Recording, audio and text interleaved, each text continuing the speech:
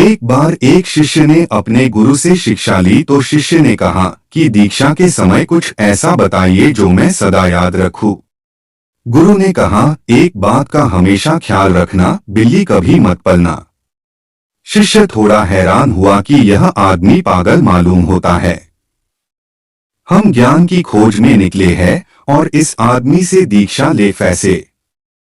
और यह क्या उपदेश दे रहा है कि बिल्ली कभी मत पालना। फिर कुछ समय बाद गुरु तो मर गया और जो उसने कहा था, चूंकि इसने उसको कभी समझा ही नहीं था और उसने समझा कि व्यर्थ की बकवास कर रहा है, दिमाग खराब हो गया है, सठिया गया है।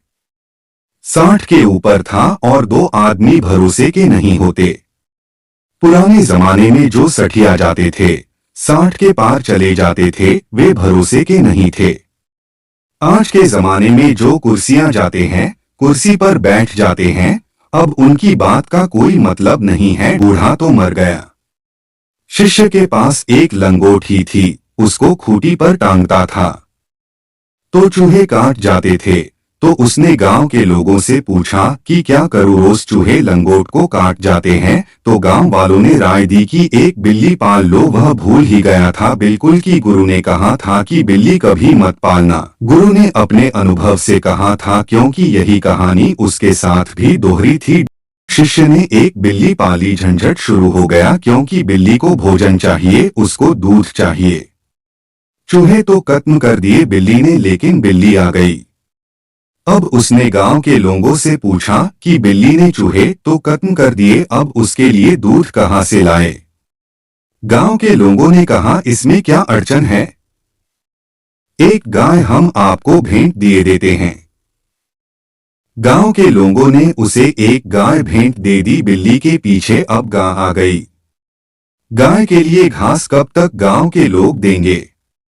उन्होंने कहा, ऐसा करो कि जमीन पड़ी है तुम्हारे आसपास मंदिर के, थोड़ी खेतीबाड़ी शुरू कर दो। उसने खेतीबाड़ी शुरू कर दी तो कभी बीमार भी होता।